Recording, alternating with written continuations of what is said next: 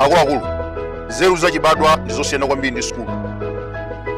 Azungu amanena kuti wisdom is superior to education. Amene akuona kuti ndophunzira kwambiri achoke pa Facebook. Lawyer sagwira ntchito pa social media. Quality of a profession is to be confidential, trusted. You cannot attack everybody kufuna kutchuka. Umene ndi uchitsiru. Fighting corruption is not fighting the rich. Imene ndi nsanje yophatikiza ndi ufiti. Malo mosamala mwana wa housemaid, this fucking lawyer akusamala ndevu. Anzako akusamala ma business and connection. Utero akupanga ndalama. Iwe busy kugwirira ntchito kwapasa mimba. Mwana akabadwa osamuthandiza. You must be very stupid. Unanama mukoti, you lied kwa housemaid. And now you are even lying on Facebook. Aliyesa akakhala olemera according to this mentality akuna kuti ndwa corruption.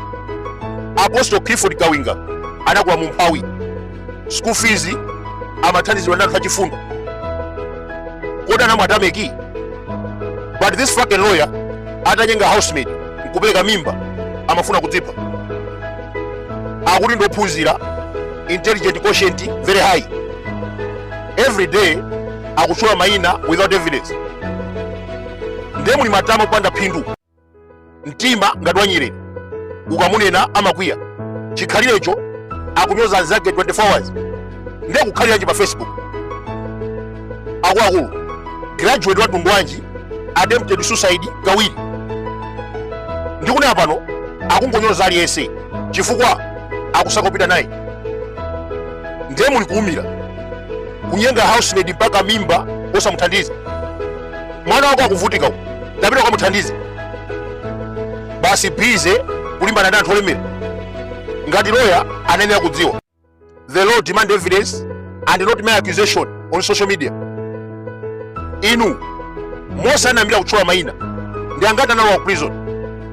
Apostle Clifford Kawinga wakhala kupanga business 23 years. Antchito 500 plus. Kodi yeyu analemba ntchito angati? Akuti housemaid. Salary sanampatse akumphulisaso. Kuonjezera vuto pa vuto linzake. You must be very stupid. Akawinga amene kulimbana nawo amachita sponsor timu ya mpira. Iweyo kulephera mwana mmodzi wapatchire. Zoba. Anzako ali ndi chalichi ma business mbwerekete. Greek Hardware, CK Ceramic, Sharon Private School, CK Farm and Hotel. Ngakhale cold storage ya Sadikimia anaigula ndi Kawinga. Iweyo ngati lawyer phindu lako ndi chani? Kutchula anthu pa social media without evidence. Is that fighting corruption? And moreover, unande 37 million kwa advisor wachakwera. Pamene timalimbana ndi MCP unakhala chiti. Leronso watapa 22 million kwa George Jim. Kodi amene usikatangale. Ukunamiza anthu. I'm fighting for the poor. Fighting poor my foot. Amalawi anali kuti kamangira. Pamene timalimbana ndi azikwati.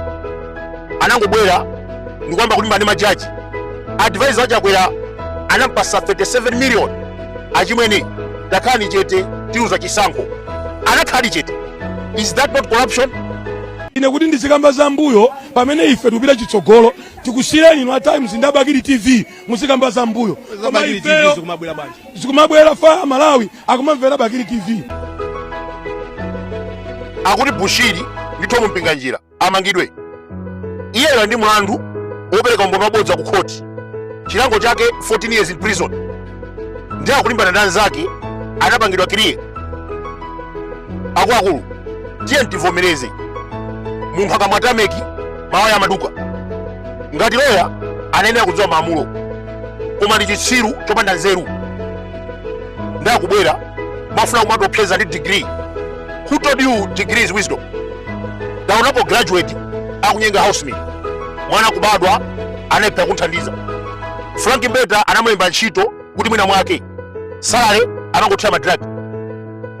Atabalalika anatenga poison kufuna kudzipha. And today akupita pa social media mwafuna matopeza ndi degree. You must be very stupid. Daunapo anthu ama degree kodi chakwera anebe degree, chakwera Dr. Lazarus chakwera zulanta zakuti na degree koma nende sabuno dziko. So upita kumidzi ukapeza mafumu certificate yasina ndei dalibe, but they are very intelligent. Nde iweyo sabwere pa social media ndikumatuza kuti I need degree, amene akufuna degree ndani? Bakiri Mulusi TV ino followers ambiri kuposa iweyo wa degree, and you are here talking nonsense. Degree yakoyo osapita kuntchito bwanji? Why are you suffering my bro? Why are you suffering? Ni chifukwa chani ukudwala munthu wana ntongwe? Lero president ndinene mawu awa pabwera TV na yongo yankula pa wireless vela na nyamata ino zikomo kwambiri nyamata molalo zikomo akuti Bakiri Mulusi TV, and we will not keep quiet for you. Namandevu yo Zoba, we will not keep quiet for you. Agwa, history is the best teacher.